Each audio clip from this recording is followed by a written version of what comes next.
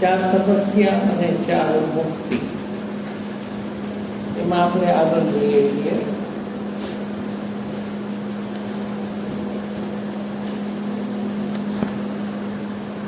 ખ્યાલ મુજબ આપણે જ્ઞાનની તપસ્યામાં આવીએ છીએ. તો આખું વાંચવું પડશે. મેં વાંચેલું નથી એવી રીતે કે સારાંશ કહી શકું.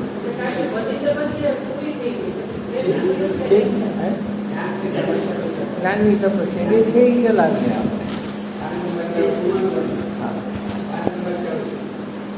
હા, પાના નંબર 14 બરાબર છે, મોટું છે.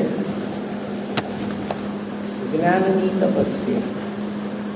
આપણે મનની તપસ્યાનો વિચાર કરીએ છીએ ત્યારે પ્રથમ તો આપણને એ જ ખ્યાલ આવે છે કે આમાં આપણે લાંબા ધ્યાન કરવાના આવશે,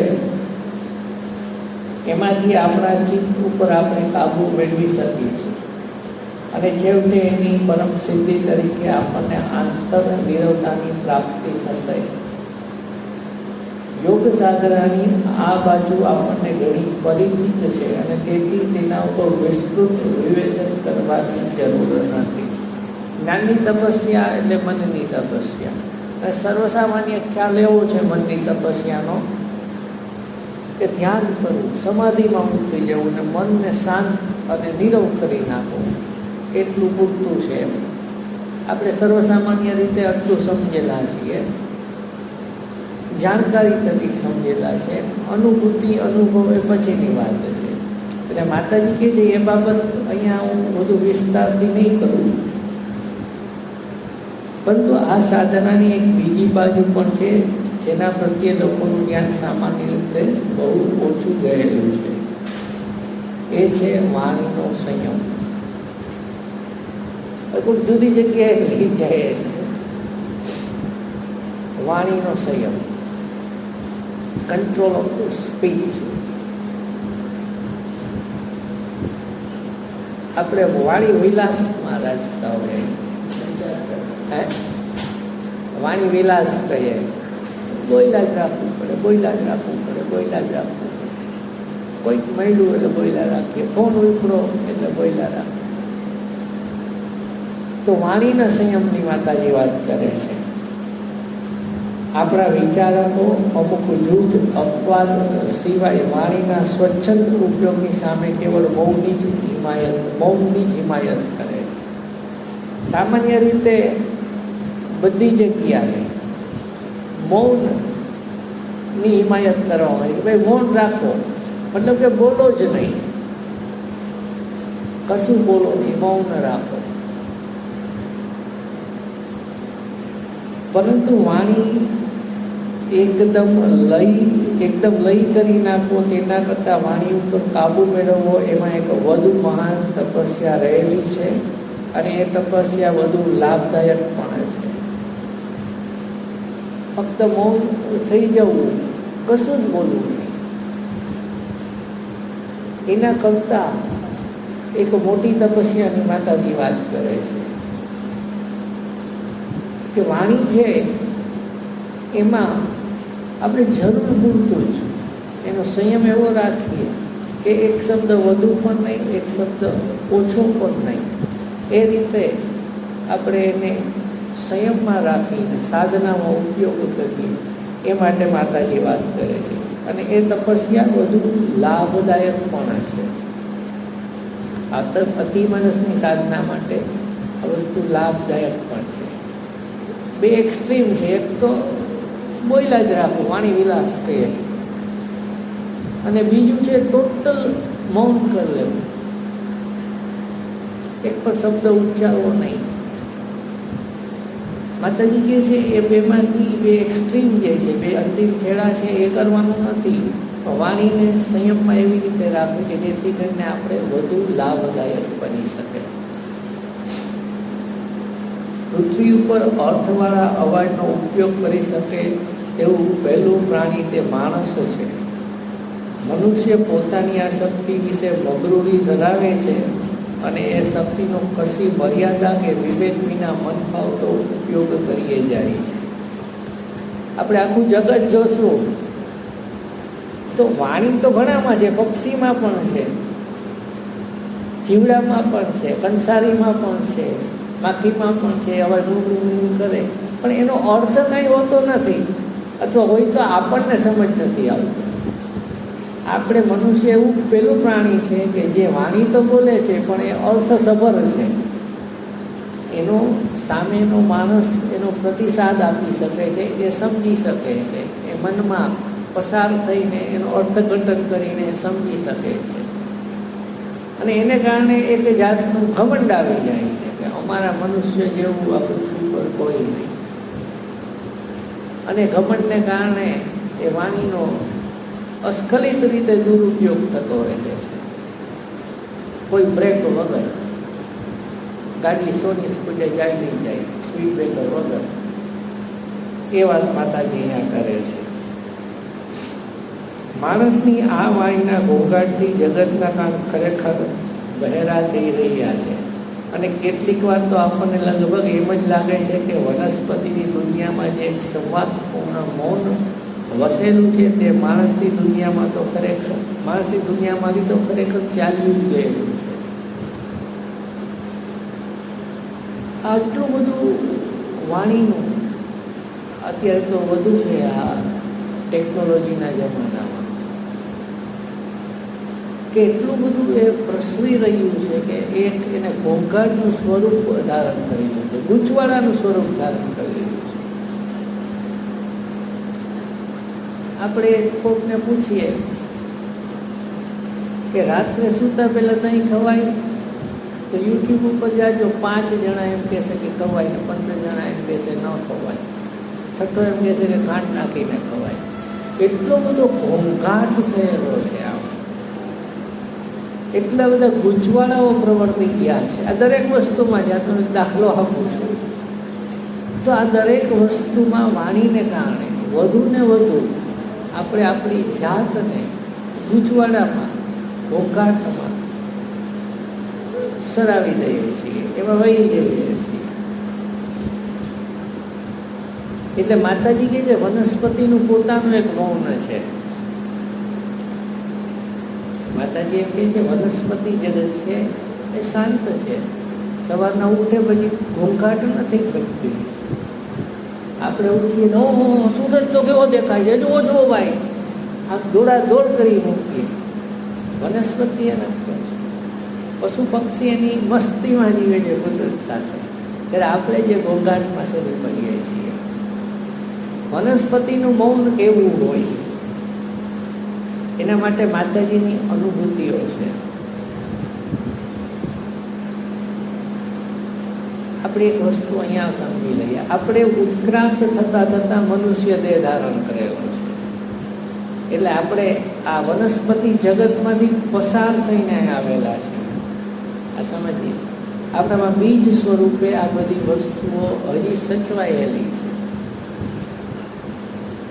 એટલે વનસ્પતિ જગત સાથે માતાજી એકરૂપતા કેળવતા. જ્યારે ફ્રાન્સમાં હતા, ફોન્ટેબ્લુ જંગલમાં જતા, બહુ નાના 13-14 વર્ષના, અને ત્યાં ઝાડ પાસે વડ પાસે બેસીને ધ્યાન કરતા. ધ્યાન કઈ રીતે કરતા કે પોતાની જે ચેતના છે એ વૃક્ષની ચેતના સાથે એકરૂપ કરી દેતા. પોતાની ચેતના અને વૃક્ષની ચેતના એકરૂપ કરી દેતા, અને પછી પોતે અનુભવતા કે એ પોતાની ચેતના વૃક્ષનું થડ બની ગયું છે, ડાળીઓ બની ગઈ છે, પાંદડા બની ગયા છે, એ વાસ્તવિક રીતે વાઇબ્રેશન્સ તરીકે એને અનુભવાતા, અને એમાં એને ખૂબ આનંદ આવતો. પણ ત્યારે બીજી પણ ઘટના બનતી જે નેચરલ બહુ છે. ત્યાં આજુબાજુ અનેક ખિસકોલીઓ દોડાદોડ કરતી એ જંગલો. એટલે માતાજીની ચેતના વૃક્ષની સાથે એકરૂપ થવાથી ખિસકોલીઓને માતાજીનું શરીર પણ વૃક્ષ જેવું લાગતું, કે ડાળી છે કે થડ છે. એટલે ખિસકોલીઓ માતાજીના શરીર પર દોડાદોડ કરવા લાગતી. એટલી તદ્રુપતા હતી કે પ્રાણી જગતને એમ થતું કે આ કોઈ વનસ્પતિ જ છે. આ મૌન છે. ખિસકોલીને બોલાવી પણ નથી, એને કોઈ ખોરાક પણ નથી નાખ્યો, પણ એ મૌનમાં જે પ્રાપ્ત થાય છે બધું. એટલે માતાજી કહે છે વનસ્પતિ જગતનું જે મૌન છે એ માણસે ગુમાવી દીધું છે. એ ગુમાવ્યું છે, સાથે સાથે ઘોંઘાટને પેદા કર્યો છે. એટલે ડબલ લોસ જેને કહીએ, બે જાતની ખોટ ખાધી છે આપણે. એ પણ એક જાણીતી બીના છે કે માણસમાં મનની શક્તિ જેમ ઓછી હોય તેમ તેમ વધારે બોલવાની જરૂર પડે છે. જેને મનની શક્તિ ઓછી હોય એને વાત જુદી જુદી રીતે સમજાવવા માટે ઘણી બધી કહેવી પડે છે. એક બે શબ્દમાં એ કહી શકતા નથી, કે એક નાના વાક્યમાં કહી શકતા નથી. એને ઘણો બધો વાણીનો ઉપયોગ કરવો પડે છે. દાખલા તરીકે આપણે એવા કેટલાક જંગલી તથા કેળવણી વિનાના લોકોને જોઈએ છીએ કે જેઓ પોતે મોએથી બોલે નહીં ત્યાં લગી વિચાર કરી શકતા નથી. અને ઘણા તો એવા હોય છે બોલે પછી જે વિચારી શકે. સામાન્ય રીતે વિચારીએ પછી બોલવાનું હોય, પણ ઘણા લોકોને એવું હોય છે એ બોલે પછી એને ખબર પડે કે આ પ્રકારનો વિચાર હોઈ શકે. એને એ પ્રકારનું એટલું બધું જેને કહેવાય, માતાજી એને કહે છે જંગલી અથવા કેળવણી વિનાના લોકો, જે શરૂઆતની પ્રજાતિ છે અથવા હજી પણ એવી ઘણી બધી માનવ જાતિ છે કે જેને આ જરૂર પડે છે. તમે જોશો કે એવા લોકો થોડા ઘણા નીચા અવાજે કંઈ ગણગણ્યા કરતા હોય છે, અને ગણગણાટ એનો પોતાના લેવલે ચાલુ હોય છે વિચાર કરવા માટે. આપણો વિચારનો ગણગણાટ સૂક્ષ્મ છે, આમને હોઠ ભભરાવીને ચાલુ હોય છે, મારે જવાનું, પછી આમ કરી, પછી આમ કરી, પછી આમ કરી, પછી જવાનું. આવું ઝીણું ઝીણું એ પોતે આંતરિક રીતે બોલતા હોય. આપણે એ મનમાં બોલતા હોઈએ છીએ કે જે બારે પ્રગટ નથી થતું વાણી. પોતાની વિચારમાળાને આગળ લંબાવવા માટે એમની પાસે આ જ રીત હોય છે. એ લોકો બોલે નહીં ત્યાં સુધી તેમનો વિચાર આકાર લઈ શકતો નથી. એટલે એને બોલવું પડે છે વિચારને આકાર આપવા માટે, સ્પષ્ટ કરવા માટે વધુ બોલવું પડે છે. વળી એવા પણ ઘણા લોકો છે કે જેઓને પોતે શું કહેવા માંગે છે તે વસ્તુ પોતે બોલવા માટે ત્યારે જ સમજાવવા લાગે છે. એ માણસને કોઈ વાત કરવી છે તો એ બોલે પછી જ સમજાય ને કે ના ના આ વિચાર આ વિચાર કરવાનો હતો મારે કે આ વસ્તુ આવી રીતે હોઈ શકે. એટલે બોલ્યા પછી જે ધ્યાનમાં આવે છે, ભણેલા લોકોમાં પણ જે લોકો નબળી મનશક્તિવાળા હોય છે તેમની પણ આ પ્રમાણે સ્થિતિ હોય છે. એવા લોકોની વાતચીત ખૂબ જ લાંબી અને કંટાળાજનક બની જાય. ભણેલામાં પણ જેની મનશક્તિ નબળી હોય એને ખૂબ લાંબી વાત કરવી પડે છે પોતાનો એક પોઈન્ટ સમજાવવા માટે, પોતાની એક રજૂઆત કરવા માટે, અને એને કારણે એ લાંબી અને કંટાળાજનક લાગે છે સામેના માણસને. એ લોકો બોલવા લાગે છે ત્યારે તેમના વિચારો વધારે સ્પષ્ટ થતા જાય છે, ચોક્કસ થતા જાય છે, અને એ કારણે પોતાના કથનને વધુ ને વધુ ચોક્કસ રીતે કહેવા માટે તેઓ એકની એક વાત ફરીને કહેતા રહે. એને એકને એક વાત વારંવાર કરવી પડે છે, એટલે એને પોતાને સ્પષ્ટતા લેવા માટે કરવી પડે છે. સામેવાળો માણસ સમજી ગયો હોય છે છતાં પણ કેટલાક લોકો એવા પણ હોય છે કે જેમને પોતાને કહેવાની વસ્તુ વિશે આગળથી તૈયારી કરવી પડે છે. એમને તમે એકદમ બોલવાનું કહેશો તો જીભ અચકાવા લાગશે. અહીંયા માતાજી એવી વાત કરે છે, ઘણાને કંઈ તમે બોલવાનું કહો તો એને પહેલાં તૈયારી કરવી પડે. દાખલા તરીકે કોઈ સ્ટેજ ઉપર બોલવાનું છે, કોઈ રજૂઆત કરવાની છે, કે સ્ટેજ ઉપર નહીં પણ ગ્રુપમાં કંઈ રજૂઆત કે ચર્ચા વિચારણા કરવાની છે, તો એને આગળથી ખબર હોય તો જ કરી શકે છે. એના માટે એને તૈયારી કરવી પડે છે. પોતાના કથનને બરાબર કડીબદ્ધ રીતે ચોક્કસ શબ્દોમાં ગોઠવવા માટેનો સમય તેમને મળેલો નથી હોતો, એટલે આમ બનતું હોય છે. અને એના માટે એને સમય જોઈએ છે. બોલનારાઓના વર્ગમાં છેલ્લો વર્ગ જન્મસિદ્ધ વક્તાઓનો આવે છે. વક્તૃત્વની કળા તેમને વરેલી હોય છે. પોતાના કથનને રજૂ કરવા માટે જોઈતા શબ્દો તેમને આપોઆપ મળી આવે છે, અને પોતાના વક્તવ્યને તેઓ સરસ રીતે કંઈ પણ આપે છે. હવે માતાજી વાત કરે છે, વાણીવિલાસની એક જંગલી પ્રજા છે, અથવા બિનકેળવણી પામેલી અનએજ્યુકેટેડ પીપલ છે. એને વારંવાર બોલવું પડે છે. નબળી મનશક્તિવાળાને પણ ભણેલા હોવા છતાં વારંવાર બોલવું પડે છે.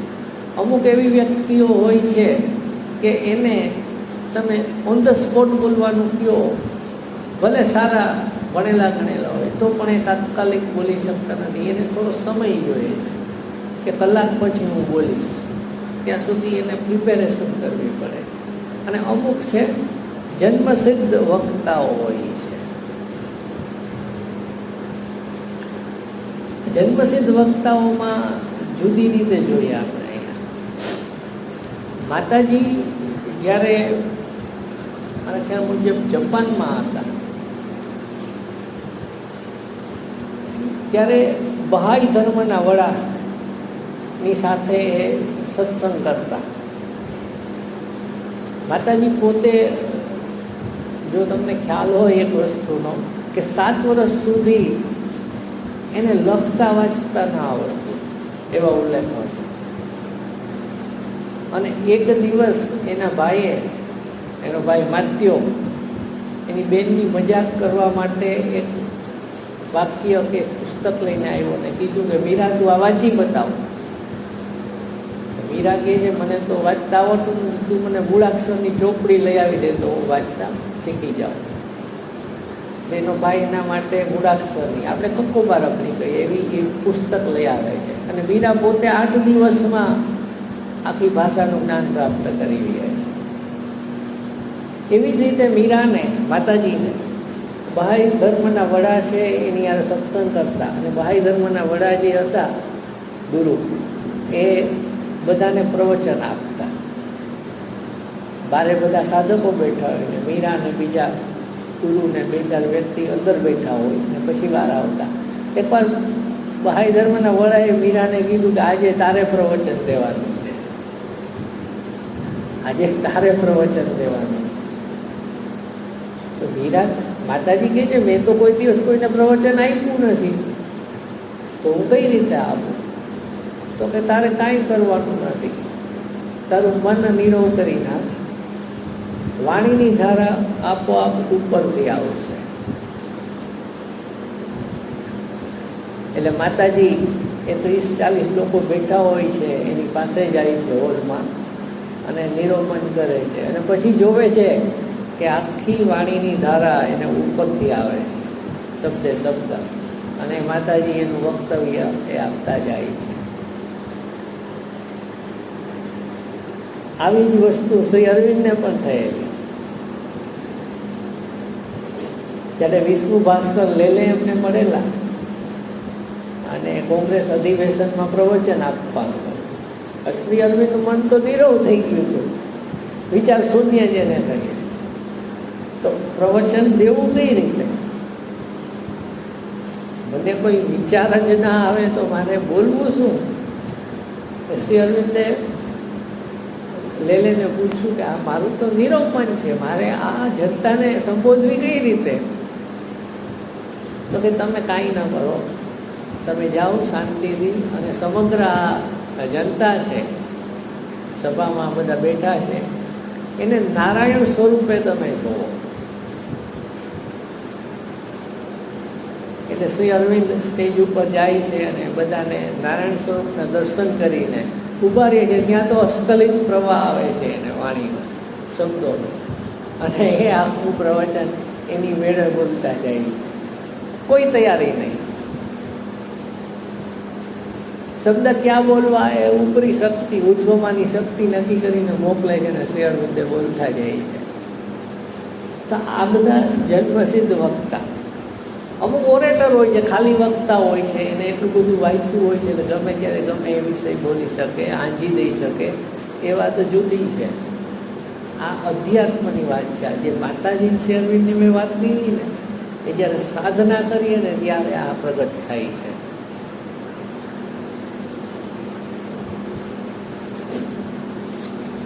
પરંતુ મનની તપસ્યાની દ્રષ્ટિથી જોતા આ બધી વસ્તુઓ વાતોડિયાપણાની કક્ષામાં જ આવી જાય છે.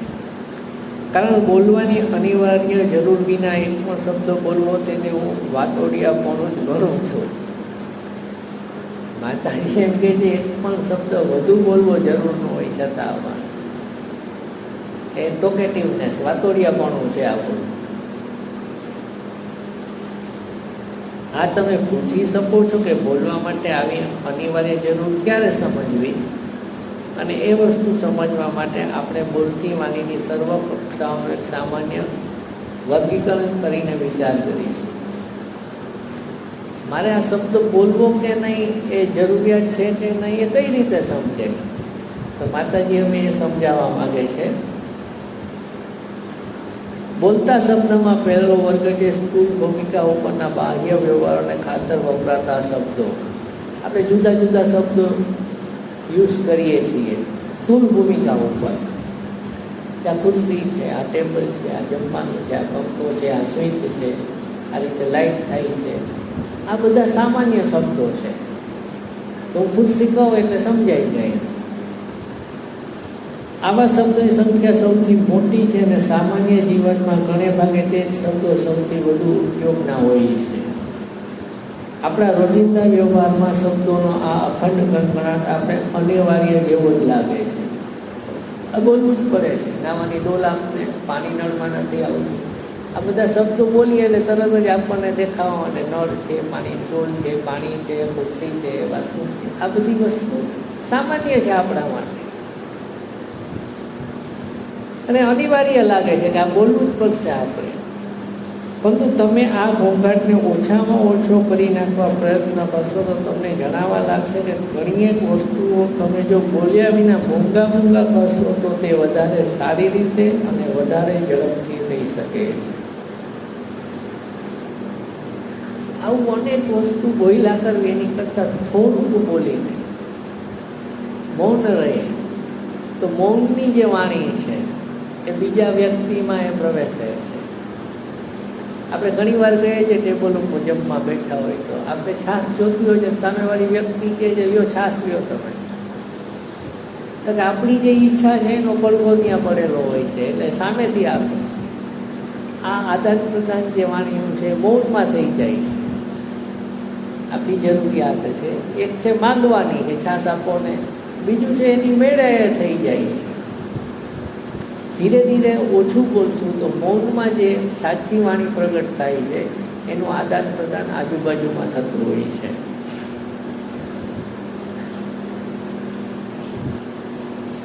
એવી શાંત ક્રિયા તમારી આંતર શાંતિને તથા એકાગ્રતાને ટકાવી રાખવામાં પણ મદદગાર બને છે. અને એનો બીજો લાભ એ છે કે આપણી આંતર શાંતિ સ્થપાયેલી હોય તો એ પણ એકાગ્ર સ્થિતિમાં સ્થિર રહે છે. જાજુ બોલીએ એટલે આપણી સ્વરૂપ છે એ ફ્રન્ટમાં આવી જાય, સપાટી પર આવી જાય.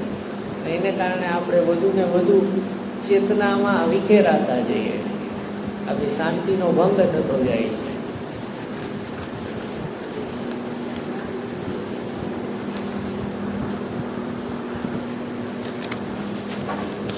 તમારે જો એકલા રહેવાનું ન હોય અને બીજાઓની સાથે રહેવું પડતું હોય તો પછી તમે એવી ટેવ પાડો કે જેથી તમારે બોલી બોલીને તમારી જાતને સતત બહિર્મુખ ન બનાવવી પડે.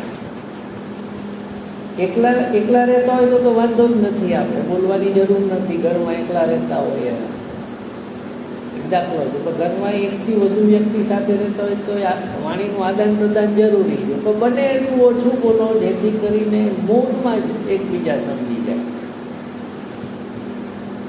એ સમજી શકે મૌનમાં એકબીજા. આપણે ઊંધો અનુભવ છે આનો. ચેતના ડેવલપમેન્ટની જરૂર નથી આની. આમે વાળું મોઢું ખુલાવીને બેઠો હોય તો આપણને ખબર પડી જાય ને કે આ ગુસ્સે છે આ ભાઈ. એમાં ચેતનાની ક્યાં જરૂર છે? આજે મારી ઉપર કે આમ આખું કાઢીને જોવે છે તો એ કેમ સમજાઈ જાય આપણને? એ બોલ્યો તો છે ને. હાવભાવ આપણે એ ઝીલતા હોય છે, વાઇબ્રેશન. આ નેગેટિવ પાર્ટ છે ઝીલવાનો.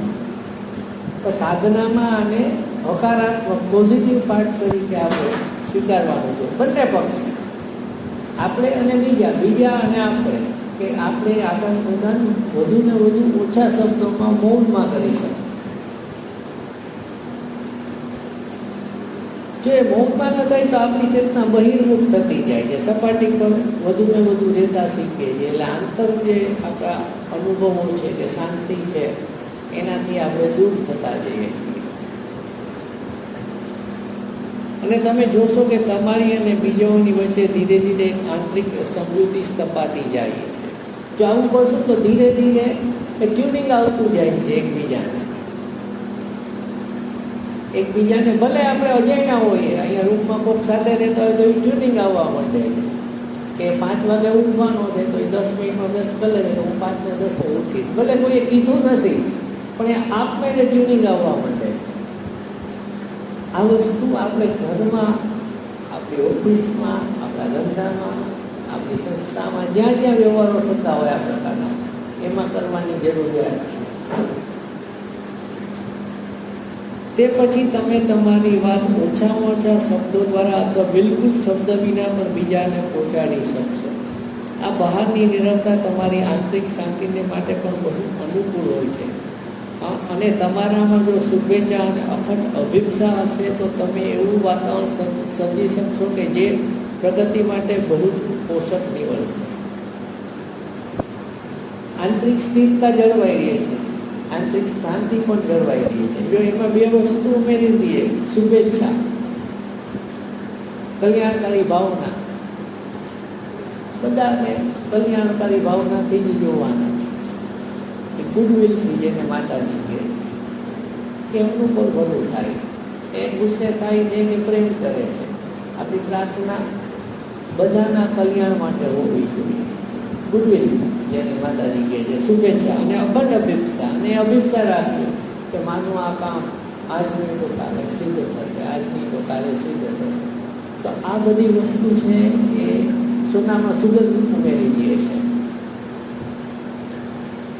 બીજા માણસોની સાથેના જીવન વ્યવહારમાં આપણે આપણી આજીવિકા અને બીજી સ્થૂળ પ્રવૃત્તિઓ અંગે જે શબ્દો વાપરીએ છીએ તે ઉપરાંત સંવેદનો, લાગણીઓ અને મૂલ્યોને વ્યક્ત કરતા શબ્દો પણ આપણે વાપરતા હોઈએ છીએ. આપણે ઘણા શબ્દો લાગણી પ્રધાન પણ વાપરીએ છીએ. દાખલા તરીકે આઈ વોન્ટ ટુ હગ યુ, બરાબર. આપણે કોઈક એવા મહાન વ્યક્તિને મળીએ તો આપણે ઈચ્છીએ કે એકબીજા ભેટ કરીએ, અથવા હું તમને પ્રણામ કરવા માગું છું, અથવા હું તમને પુષ્પ આપવા માગું છું, સ્વીકારશો? આવી રીતે આપણે લાગણી પણ એમાં ઉમેરીએ છીએ. આ બાબતમાં આપણને બાહ્ય મૂળ જાળવવાની જો ટેવ પડેલી હોય છે તો તે બહુ જ કિંમતી મદદરૂપ થઈ પડે છે. તમારા ઉપર જ્યારે કોઈ સંવેદન કે લાગણીનું મોજું ધસી આવે ત્યારે આ મૌનની ટેવને લીધે તમને વિચાર કરવા માટે જરૂરી વખત મળી જાય છે, અને જરૂર પડે તો તમારી લાગણીઓ અને સંવેદનોને તમે શબ્દોમાં બહાર કાઢી નાખો તે પહેલાં જ તમે અટકી જાઓ છો. જો શાંત હોઈએ તો આ બોલવાની પાછળ ખરાબ ભાવના હોય તેમાં બ્રેક મૂકી શકીએ છીએ. ઉતાવળે કંઈ બોલી નથી નાખતા, આવેશમાં પણ કશું બોલી નાખતા નથી. મન શાંત હોવાથી પ્રાણનો આવેશ છે એમાં આપણે બ્રેક મૂકી શકીએ છીએ. જો ખરાબ લાગણી હોય તો, શુભ લાગણી હોય, શુભ નિષ્ઠા હોય તો એને તમે આગળ લઈ જઈ શકો છો. અને સાચે જ આ રીતે કેટલા બધા ઝઘડા ટાળી શકાય છે. ઝઘડા બહુ કોમન. ઝઘડા આજના સમાજમાં, આજના કુટુંબમાં, આજના પરિવારોમાં બહુ સામાન્ય વસ્તુ છે. ખૂબ જ વધતા પ્રમાણમાં વધતી જાય છે. તો સાધક હોઈએ ત્યારે આપણે આ પ્રકારનું વલણ રાખશું, મૌનનું, તો ધીરે ધીરે આ શાંત થતું જાય છે.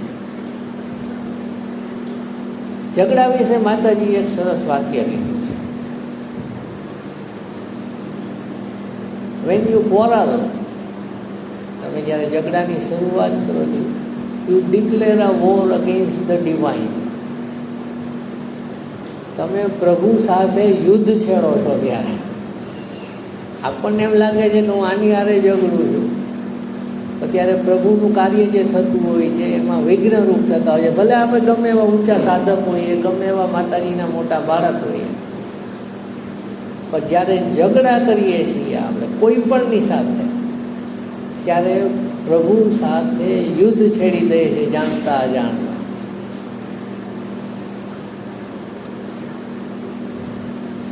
માતાજી શું કરતા આના માટે? માતાજીના પિતા એ જ્યારે માતાજીને માથ્યો એનો ભાઈ નાના હતા ત્યારે એ ખૂબ પ્રતિભાશાળી, બુદ્ધિશાળી હતા, બેન્કર હતા પોતે. તો ક્યારેક એને ગુસ્સો આવે ત્યારે માથ્યો એટલે માતાજીના ભાઈને મારતા. એટલે એકવાર એના ભાઈને મારતા હતા. બહુ બચપણની વાત છે, 7 કે 9 વર્ષના માતાજી હશે ત્યારની કદાચ આ વાત છે. ત્યારે માતાજીએ જોયું, પોતે આંતરિક રીતે બોલે છે કે આ માણસ કેવો ક્રૂર છે કે આને મારે છે. એના પિતા માટે એવો એને ખ્યાલ આવે છે કે આ કંઈક શા માટે મારે છે. મા પોતે તો સાક્ષાત જગદંબા છે. એટલે એના પિતા પાસે જાય છે અને કહે છે કે હવે તમે જો આને મારવાનું બંધ નહીં કરો ને તો હું ઘર છોડીને ચાલી જઈશ. એના જે સત્તાવાળી અવાજ છે એનો દિવ્યતાવાળો એ અવાજ સાથે એની હારે વાત કરે છે. તો એના પિતા ઢીલાઢપ થઈ જાય છે અચાનક જ. એ સૂક્ષ્મમાં એ વાઇબ્રેશન એને સ્પર્શી ગયું હશે એટલે બિલકુલ શાંત થઈ જાય છે અને માતૃઓને છોડી મૂકે છે.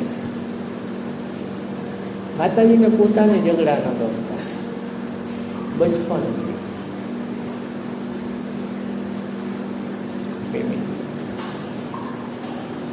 પરંતુ આ ઉપરાંત પણ બીજું એક પરિણામ આવે છે. તમારી જીભના આવા બેકાબુ ઉપયોગને લીધે ક્યાં છે આપણે બેકાબુ ઉપયોગને લીધે વાતાવરણમાં એક જાતના અનિષ્ટ આંદોલનો ઉત્પન્ન થાય છે. અવાજના આંદોલનો એક અત્યંત ચેપી વસ્તુ છે. એ આંદોલનોને પ્રગટ થવા દેવાની તક આપીને તમે તેને તમારી અંદર તેમાં બીજાઓની અંદર પણ કાયમની વસ્તુ બનાવી દો છો. જ્યારે ખરાબ રીતે બોલતા હોઈએ છીએ ત્યારે એના આંદોલનો વાઇબ્રેશન્સ બીજામાં પણ પ્રવેશી જાય છે. ભલે ત્યારે એમાં પ્રગટ ન થાય પણ એ ત્યાં અડ્ડો જમાવે છે, ભવિષ્યમાં એ પ્રગટ થશે. આપણે અહીંયા થોડો બ્રેક લઈએ, પછી પાછું થોડો સત્સંગ કરીશું.